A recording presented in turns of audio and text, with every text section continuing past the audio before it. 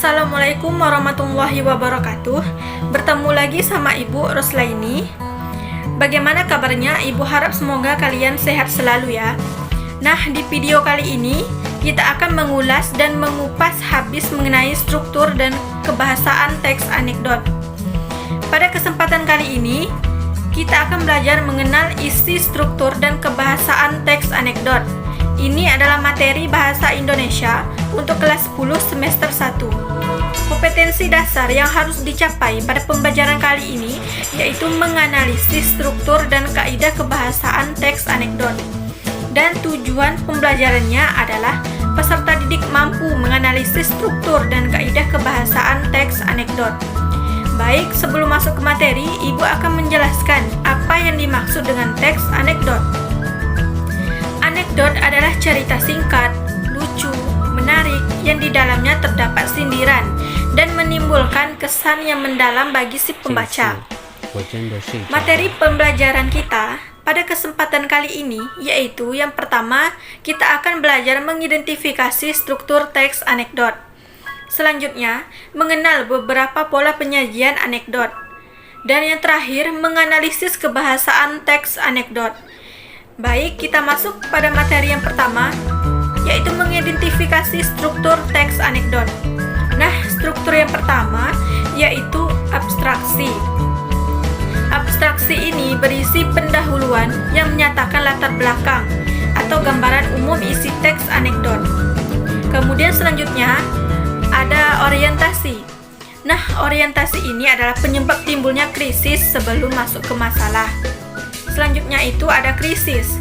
Krisis ini adalah peristiwa inti pada sebuah anekdot. Krisis ini adalah pokok masalah utama. Nah, di sini terdapat kekonyolan yang menggelitik atau kritik itu sendiri. Nah, yang keempat ada reaksi. Reaksi ini adalah tanggapan atau respon terhadap krisis. Jadi, jika tadi di krisis ada kritik yang disampaikan, di sini ada reaksinya. Dari penyampaian kritik tersebut, nah reaksi ini dapat berupa sikap mencela atau menertawakan krisis yang tadi telah disampaikan. Dan yang terakhir ada koda. Nah, koda ini bersifat opsional, artinya ada atau tidak. Nah, koda ini berisi penutup atau kesimpulan teks anekdot. Nah, ini dapat juga berupa persetujuan, komentar, atau penjelasan.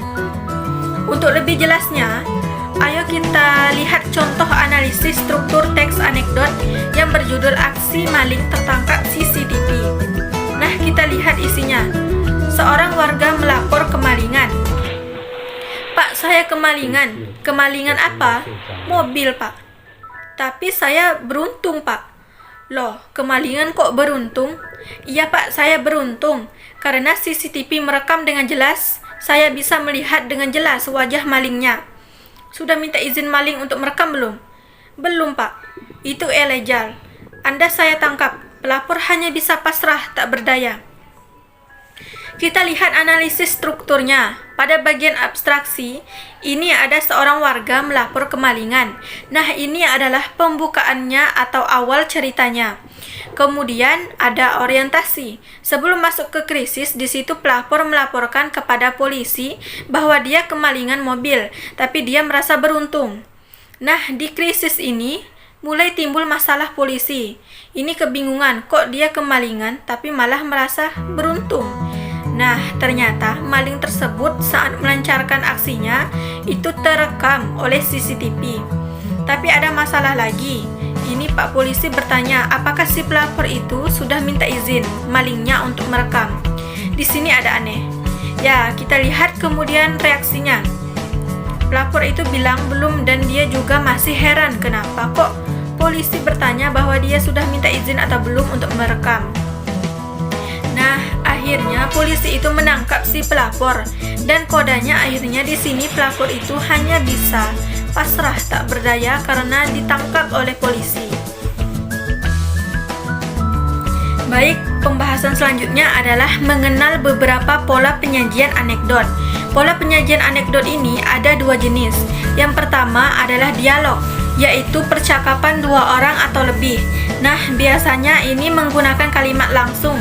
yaitu hasil kutipan langsung dari pembicaraan seseorang. Jadi isinya sama persis seperti yang dikatakan. Selanjutnya, pola penyajian narasi. Narasi yaitu cerita. Contoh langsung dari pola penyajian teks anekdot berupa dialog, yaitu pada anekdot berjudul aksi maling tertangkap CCTV, itu bentuknya adalah dialog. Nah, ciri-ciri kalimat langsung ini, yang pertama seperti diawali dan diakhiri tanda petik.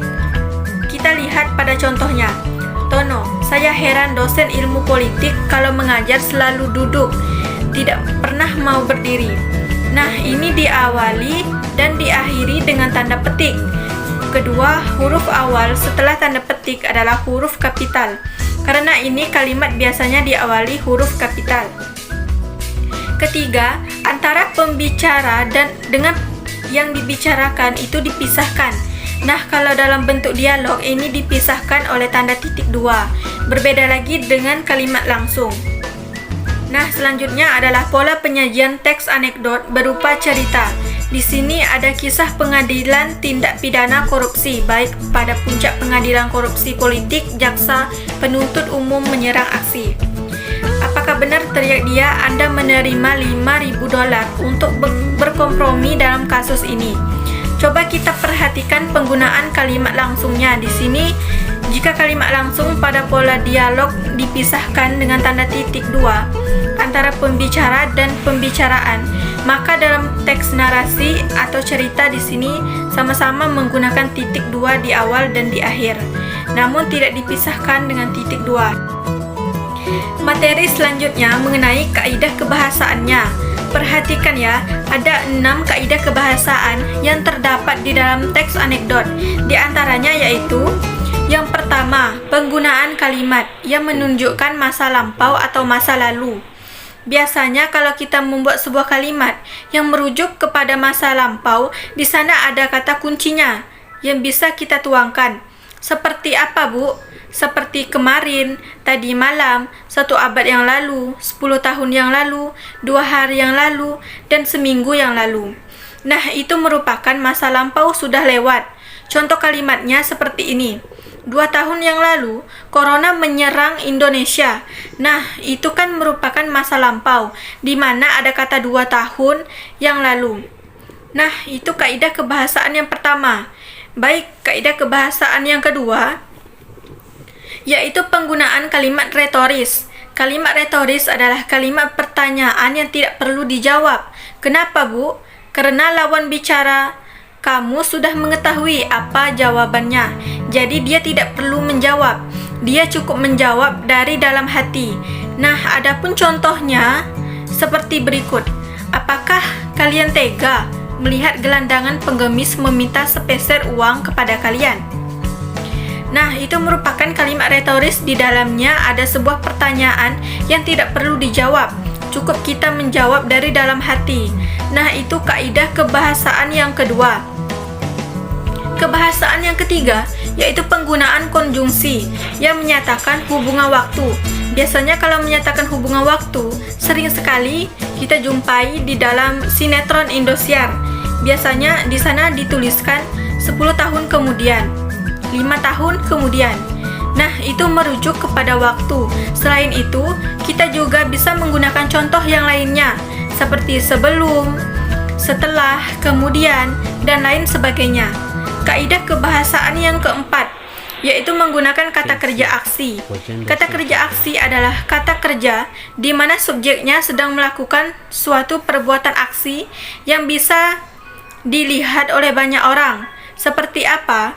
Contohnya seperti menyapu, membaca, menulis, dan memasak. Nah, itu merupakan contoh dari kata kerja aksi. Tinggal kita implementasikan ke dalam kalimat kaidah kebahasaan. Yang kelima yaitu penggunaan kalimat perintah atau dalam bahasa Inggrisnya imperative sentence. Kalimat perintah adalah kalimat yang berisi perintah kepada lawan bicara untuk melakukan apa yang telah diperintahkan. Biasanya dalam kalimat perintah kita menggunakan kata kunci partikel. Itu bisa kita implementasikan ke dalam kalimat yang kita buat. Seperti apa contohnya, Bu? Seperti ini. Taburi 2 sendok teh ke dalam sayur yang telah masak. Nah, itu merupakan kalimat perintah ya. Dia nggak ada kata taburi. Taburi di sana menggunakan partikel. Demikian selanjutnya untuk kata kunci perintah yaitu kan dan lah. Nah, kaidah kebahasaan yang keenam yaitu penggunaan kalimat seru. Kalimat seru itu apa, Bu? Kalimat yang menyatakan dari perasaan kita. Nah, kita bisa membuat dalam bentuk kalimat yang seperti kata wah, hore, atau aduh. Nah, itu merupakan contoh atau kata kunci dalam kalimat seru. Tinggal kita implementasikan ke dalam kalimat. Misalnya, aduh kakiku sakit. Nah, itu merupakan kalimat seru. Di sana ada kata aduh, atau kita bisa menggunakan kalimat yang lainnya. Wow, cantik sekali rambut kamu. Nah, itu merupakan kalimat seru juga. Jadi kalimat seru intinya mewakili dari perasaan kita. Baik, sampai di sini saja pertemuan kita hari ini mengenai struktur dan kaidah kebahasaan dalam teks anekdot. Agar lebih memahami materi ini, Ibu harap kalian berlatih untuk menganalisis struktur dan unsur kebahasaan teks anekdot. Untuk latihannya, kalian tentukan struktur dari teks anekdot di bawah ini. Baik, itu saja yang dapat Ibu sampaikan. Ibu akhiri dengan wassalamualaikum warahmatullahi wabarakatuh.